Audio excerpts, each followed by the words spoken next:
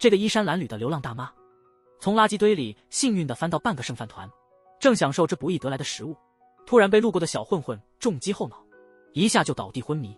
临死前，大妈想起了年轻时的花光年华，如今却沦落至此，在懊悔和不甘中慢慢地闭上了眼。但奇迹般的，当大妈再次醒来，她穿着校服躺在学校操场上，周围的环境突然变成了30年前的样子。那女孩名叫小百合，她的祖父是位有权势的重要议员，她父亲是个极坏的资本家。小百合一出生就站在了人生巅峰，每天都过着奢侈的生活，在学校里也是威风八面。但好景不长，家庭衰败后，小百合受不了穷日子，于是离开了家人，希望依靠自己的美貌嫁一个富人。但现实却和她开了个玩笑，人到中年的小百合因为没什么特长，只好靠捡垃圾过活，最终凄惨地死在路边。突然醒来的小百合对眼前的一切感到震惊，看着这个正在偷拍自己的少年，不屑地讽刺说：“你干嘛拍我这老太婆？”但小百合很快就意识到了不对劲，男孩竟知道自己的名字，于是拿出镜子一照，映出的年轻脸孔让小百合震惊。男孩看着奇怪的小百合，不由感叹：真不愧是个操纵金钱权力的大魔头。小百合还沉醉在自己的美丽中，见男孩想逃，立刻问现在是哪一年。听说是30年前。小百合简直不敢相信这是真的。男孩一抡手就打向自己，只见他挥动着拳头，直接向小百合的脸打来。这一幕把周围的学生都吓呆了，但这份剧痛让小百合意识到这不是梦，他真的穿越了。想到这个时代还能遇见父母，他赶紧捡起书包朝家里跑去。这种奇怪的视角是怎么回事呢？小百合一边跑一边震惊于眼前的情况，他更在意的是可能还能给自己的人生重新来过。他逐渐放慢了脚步，那座既熟悉又豪华的大宅就在眼前。回想起自己曾因家庭突变决绝地离开父亲，小百合站在门口犹豫不决。突然一个熟悉的声音将他唤醒，是父亲温柔的声音在问他怎么了。小百合终于忍不住心里的不甘，突然扑向爸爸的怀里，并真心说道：我会好好的活下去，让我们全家重新来过吧。小百合一回家就冲向浴室，拼命地洗着左手，想要洗去那些悲伤的回忆，并誓言绝不再让那样的事发生。第二天他提心吊胆地去了学校，但30年毕竟已过，47岁的大妈小百合对往昔的记忆已经有些模糊。就在小百合正准备融入高中生活，放好鞋时，突然被一个叫白石的人叫住。他被誉为年级霸王，还是小百合高中时的宿敌，两人一对视，周围人都吓得不轻。但眼前的女人小百合丝毫不惧，面对女人奇怪的讽刺，小百合竟然回答：咱们是好朋友吧。出人意料的话让对方说不出话来。众所周知的大魔王居然在这装天真，气急败坏的他用影分身技能逃跑。吃亏的小百合还不认输，他到班上去找学霸百村打招呼，但百村只给了他一个白眼，表情冷漠地说：小百合，你做什么我都会恨你一辈子。高中女生都这么记仇吗？见到全班人错愕的表情，小百合意识到重新开始可能不那么简单。放学时，班主任找到小百合，询问他昨天为什么提早离开。面对亲切的班主任，小百合急忙弯腰道歉。真不愧是个把无数教师气走的恶女，竟有如此深的手腕。班主任吓得冒出一身冷汗，然后压低声音说：我只是想让你明白对错，改正行为，不是想让你开心，不要误会。听了这些，小百合想起自己的坎坷中年，像我这样的人还能改过自新吗？想到这，小百合流出了悔恨的眼泪。在老师的安慰和指导下，小百合重新找回了信心。但就在这时，一个饭团突然砸在了她的头上，但小百合不但没生气，反而拿起饭团教训白石：不要看不起饭团，这种生活方式你会后悔的。面对白石的嘲讽，小百合跑到高台上大声宣告：从今天起，我要重新规划我的退休生活。这不是昨天那个傻乎乎的人吗？于是他走过去跟慎儿聊起来。慎儿的表情看起来吓得不轻，毕竟他昨天才给那个女魔头一个大逼斗。小百合有着举足轻重的力量，这不是逼我马上轮回转世吗？然而小百合竟在慎儿面前坐下吃便当，看着这样的午餐场景，笨蛋都会嫉妒。慎儿只能傻傻笑着，即使小百合的笑在他眼里也像是恶魔的细语。小百合一看到慎儿的相机，就提议给他拍照，说完就摆好了姿势，这让慎儿越来越迷糊，他到底想什么呢？这时候白石不爽的让慎儿跑腿，看不过去的小百合开始质疑。面对白石的挑衅，小百合只说他想跟慎儿成为朋友。眼看着一场全校轰动的大战就要爆发，慎儿急忙去跑腿，碰上追来的小百合。慎儿追问：你到底想干什么？像你这样的人为啥想和我交朋友？并说得罪了他的话，自己的日子会更难过。不等小百合解释，就落荒而逃了。但小百合的那句我想和你做朋友还是稍微打动了慎儿。小百合回家后回想起今天的事情，交朋友真难啊！突然感到困倦涌上心头，一段熟悉的往事浮现眼前，是慎二被人欺负的情景。当小百合努力想要看清楚施暴者时，一个熟悉的面孔突然出现。别再用相机拍我了！为了交友，女孩竟悄悄跟踪男孩。男孩突然刹车，女孩吓得赶紧躲起来。女孩走着笨重像47岁大妈的步伐，只是为了给男孩送便当而已。原来小百合昨天发现自己以前竟然欺负过慎二，因此带便当来向他道歉。但一想到自己现在不再那样，便说是为了与慎二交朋友。看到真诚的小百合，慎二把昨天拍的照片交给了他。小百合收到照片后对慎二连连称赞，首次得到别人的认可。慎二轻声问道：我真的能成为你的朋友吗？就这样，小百合终于有了人生中的第一个朋友，但仅为了交友而交的朋友，真能成为经得起时间考验的人脉吗？基于利益的关系，一旦利益不在，关系也会随之破裂。真正的人脉并非在自己困难时四处求助，而是在别人需要时，怀着我必须帮助他的决心，保持彼此独立的关系，这种才叫做真正的人脉。冷淡的百村走到慎二面前，带着讽刺地说：你以为跟小百合做朋友就能被保护？慎二正要解释，可百村又打断了他，还提醒慎二别被人利用，这样的人是不会真心交友的。但想起小百合赞美自己的时候，慎二还是情不自禁的想信任小百合。自己出去跑腿时被抢了，白石因此找慎二的麻烦。慎二用相机偷拍不可告人的照片，看到心爱的相机被人随意摆弄，慎二试图反抗，结果被狠狠推倒，相机也掉到一旁。看到慎二那不甘的眼神，白石更生气，走过去要踩坏相机。就在紧要关头，小百合把相机护在身下，大家都被他这一举动惊呆了，站在那儿。这真是那个号令风云的女魔头吗？只见小百合慢慢站起来，气愤地要求白石道歉，然后真诚地说：想道歉就现在说，别等失去机会再来后悔。身体的伤害容易恢复，但心灵的伤口难以愈合。然后把相机交到慎二手里，向他因为怕老而交友的行为道歉。小百合一个人自言自语，白石不明所以，伸出右手，其实是左手向他挥去，却有一个结实的身影挡住了这一击。我没有偷拍，我没有拍下任何不该看的照片，或许这才是真正的人脉网络。7、8得56，这种小学生都挂在嘴边的99乘法表，居然难住了眼前这位高中美女。你信吗？她刚从47岁的濒临死亡的大妈，神奇地回到了17岁。避免中年危机的重要举措就是学习。可曾经的小百合仗着雄厚的财力，认为学习是平民阶层的唯一出路，这使得小百合现在连小学生都比不上。面对堆积如山的教科书，小百合无奈的叹息。她还没开口，慎二就抢先说出：我也是个笨蛋。接着两人望向成绩第一的百村，看着他身上散发的独特气场，想到百村之前的警告，小百合没有来的想退缩，但最终还是决定尝试请百村帮忙学习。结果自然不言而喻。你是笨蛋吗？肯定是麻烦的。小百合再次吃瘪，但并未灰心丧气，毕竟不把成绩提上去，将来我可能得靠捡垃圾过活。于是他重新振作，决定靠自己提高成绩。我要成为学习狂魔。但荒废已久的课业哪那么容易补回来？拼命学习的他在百村看来像个笑话，还嘲笑他这样的永远学不会。百村刚关便当店门，却见小百合在门外等着。百村本不想搭理，肚子却咕咕作响。小百合顿时开吃起便当，还夸赞便当真好吃。原来这酷酷女孩外冷内软。百村虽不生气，却说：你夸我也没用。还想起小百合曾经数落自己的情形，穷人只懂埋头苦读，真是太悲哀了。得知自己曾对百村做出那种事，小百合马上跑去诚恳向百村道歉，还说如果这能平息你的怒气，任你处置都行。话还没说完，百村就摆出了架势。小百合颤颤巍巍站起来，希望这样百村能消气，但百村冷冷地说：你说的对，穷人只能靠学习，有时候连大学都上不起。说完就要走了。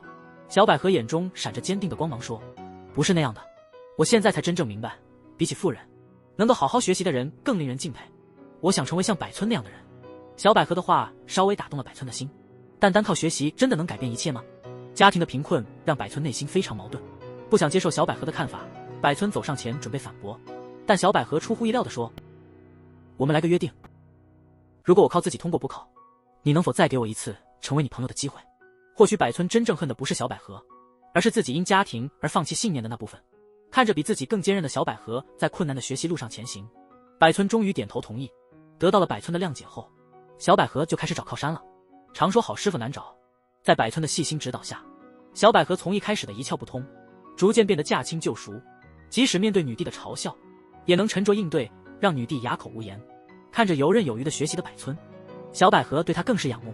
原本以为小百合的学习之旅会一帆风顺，但事实却大相径庭。第二天，百村找到小百合，告诉他自己无法再陪他学习了。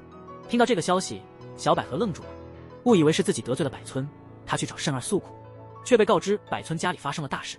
百村的父亲因赌博输掉了家里所有周转资金，这使本已亏损的便当店雪上加霜。知道了情况的小百合决定伸手帮百村，心里得有份想帮助人的意愿，毕竟这也是建立关系的一部分。百村那边正愁着资金问题，小百合小心地提出要一起出主意，但百村似乎不太相信小百合能帮上忙。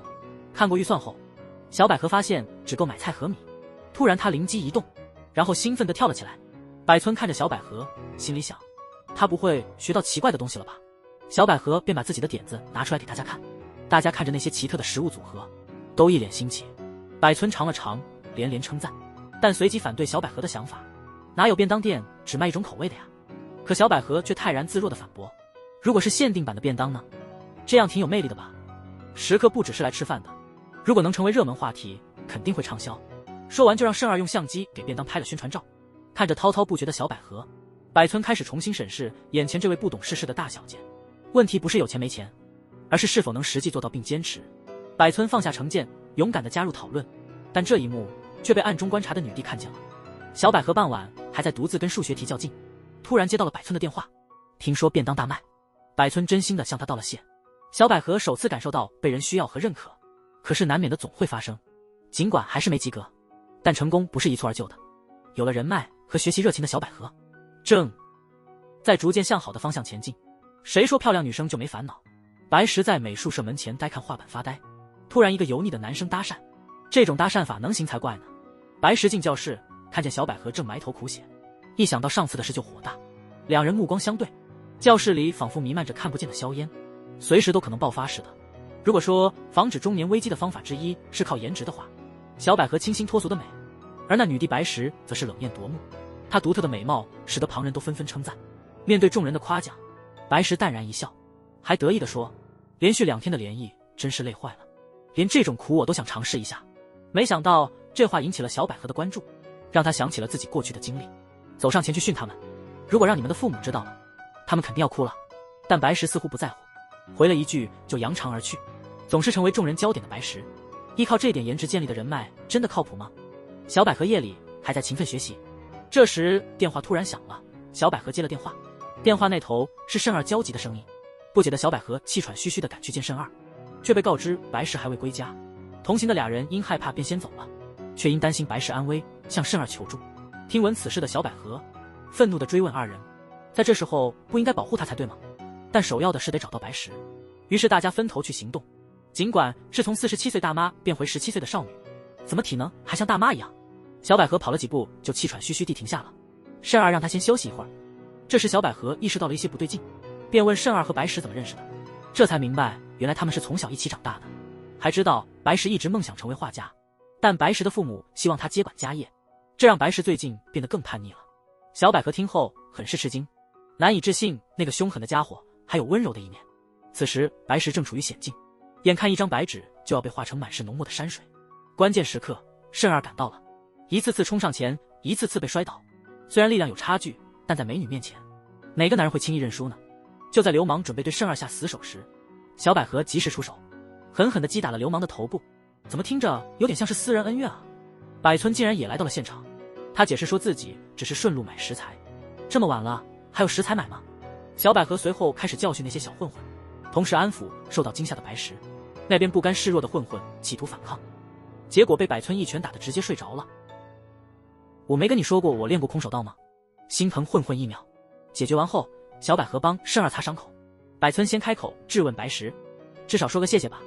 但白石不买账，又不是我叫你们来的。了解白石难处的小百合站起来说，但希望你答应我，别再让自己处于这种危险中了。白石正要回嘴，想到小百合最近的变化，话到嘴边又咽了回去。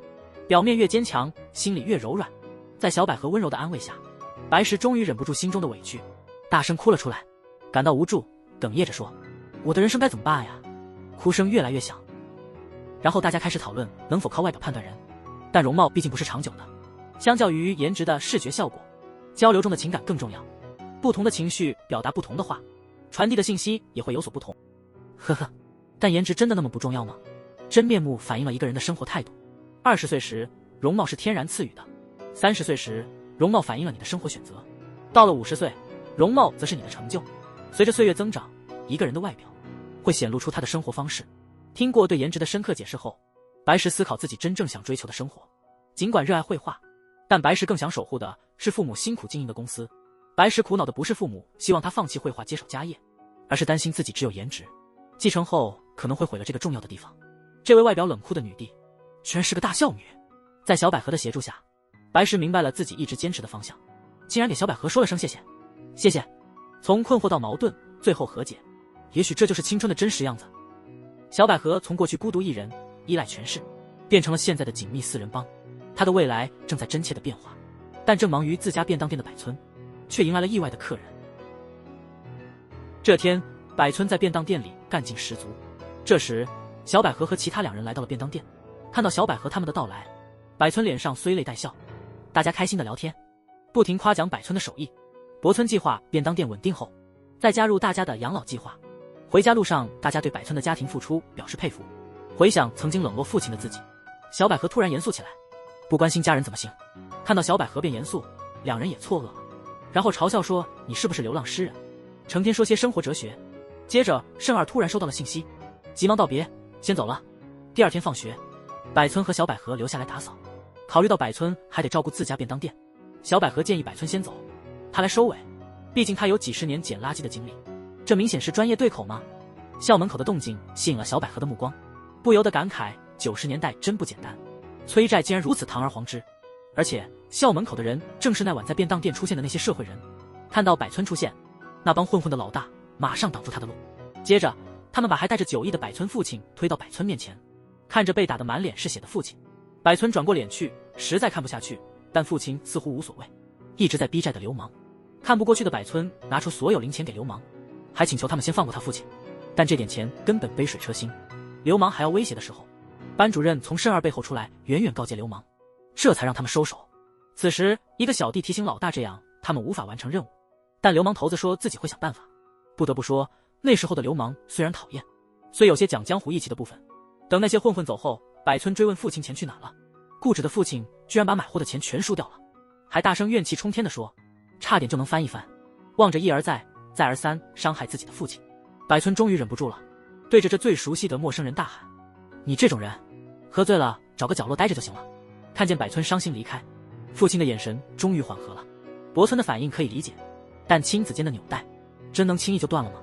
有好的也有不好的家人，虽然我们选不了家人，但我们能做的是不依赖他们，努力做一个独立的人。由于经营困难，百村决定关掉家里的便当店。小百合担心不已，找到了百村，劝他坚持下去，但百村已决心离开。他说不想再为了父亲耽误自己的生活，打算离家靠打零工独立生活，从此一个人过日子。小百合对百村紧迫追问，你真的能割断和父亲的纽带吗？百村听后开始犹豫，缓缓转头看向自己的便当店，爸，为什么不给我买呢？你太穷了吗？等等给我买好不好？真的好好吃。这曾是百村最喜欢的地方，可现在仅仅是回忆了。那位曾令我敬仰的父亲，如今变成了个赌性难改的废人。这时候，之前的债务追讨头目突然来了，小百合赶紧躲到百村背后，但混混说他今天不是来要债的，他只是来劝说百村一番。你爸今天又跑去赌马了，要想过稳定生活，最好劝他早点戒赌。我可不想再做那种丢脸的事了。百村还在发呆时，他爸颤颤巍巍地走回家。百村质问他，你又去赌马了对吧？百村得到了肯定的回答，气愤地摔门就走。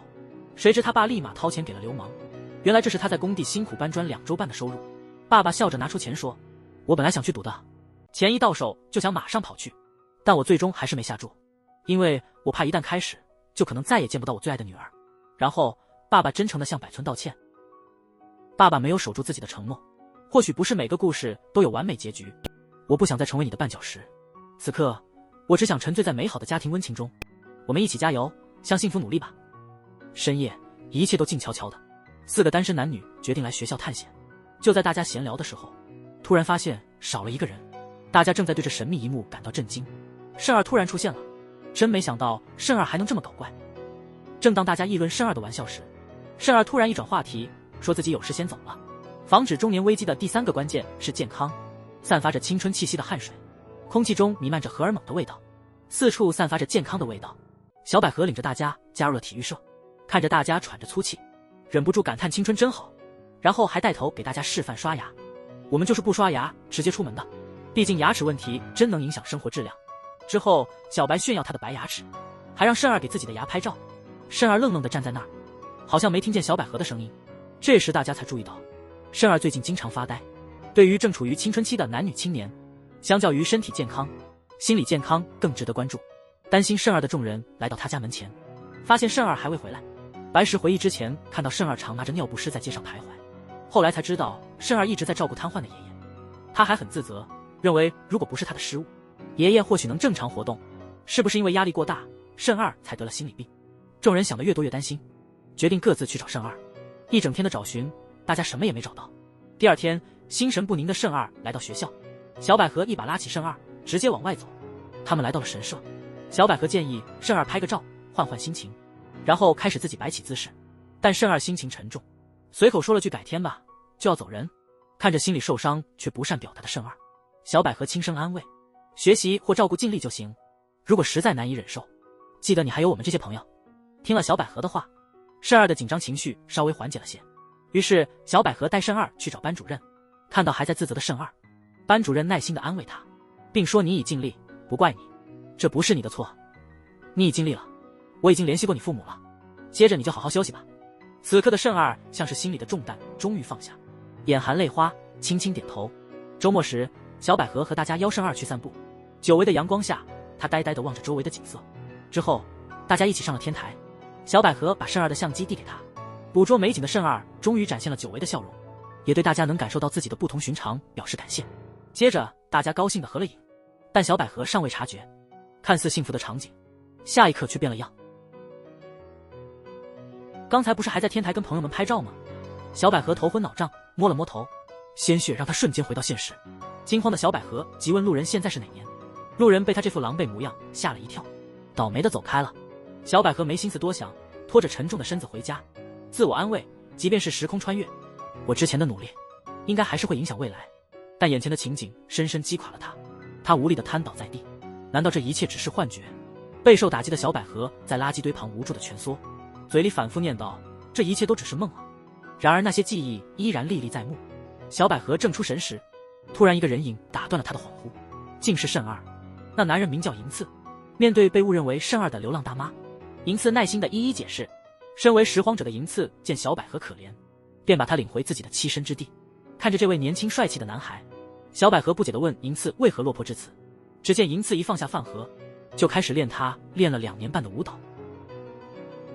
他苦笑解释自己曾是舞者，因伤从此一无所有，后来沉沦犯了不少错，连父母都与他断绝了关系。尽管试图东山再起，却总是失败收场。以为小百合会讥笑自己这个废人，没想到小百合却给了赞扬：你跳舞真棒，能这样的话，你肯定能东山再起。听到这番话，银次愤怒地说：没有父母的帮助，没有钱，没有住的地方，这世上哪有那么天真会接纳一个废人？然后质问小百合：你看看你的现状，你还能这么说吗？为了帮这位年轻人重新振作，决定率先改变自己的小百合回到了过去，利用他所学的防老知识，小百合很快找到了自己努力的方向。尽管成天被周围人异样的目光所困扰，他始终保持积极和乐观，不停地学习，积累着知识。这样，他踏实地一步一步努力，朝着重新开始的目标前进。3个月转瞬即逝，颓废的银次还在为生活奔波。这时，一个打扮整洁的流浪妇女出现在他面前。她说：大道理谁不会说，你还不是一样？银次正想起身讽刺满嘴跑火车的小百合，转头一看大妈，竟把银次吓得呆若木鸡。这时，打扮利落的小百合把银次从惊呆中唤醒。这位美女是谁？2人又回到了银次的流浪处。银次对小百合的改变感到震惊，好奇地问：这么短时间，你究竟经历了什么？小百合只是轻描淡写地说：我重新开始了，展示了新家的钥匙，然后对银次说：像我这样的人都能重新开始，你还要继续颓废吗？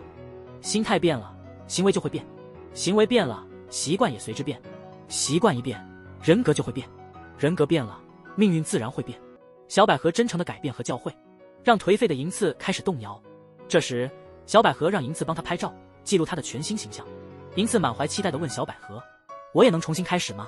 小百合坚定地回答：“当然可以。”但就在闪光灯一闪的瞬间，小百合眼前突然出现了穿着校服的慎二。小百合急忙拿出镜子：“我又回到原点了吗？那3个月难道只是一场梦？”小百合迷惑地猜测，或许那3个月的努力是上天的最后考验。还没来得及多想，慎二就递过来了未来愿望表。虽然他已经为可能的未来危机准备好了对策，但对于自己真正想做的事，小百合却从未深思。看着周围的人都有了明确的未来目标，并为此奋斗，小百合也开始认真思考自己真正热爱的是什么，以及什么能让自己感到快乐。经过深思熟虑，小百合终于做出了决定。她说：“我想去探索更多事物，结识更多朋友，但比这些更重要的是能与更多人共同期待未来。这就是我梦想中的未来。”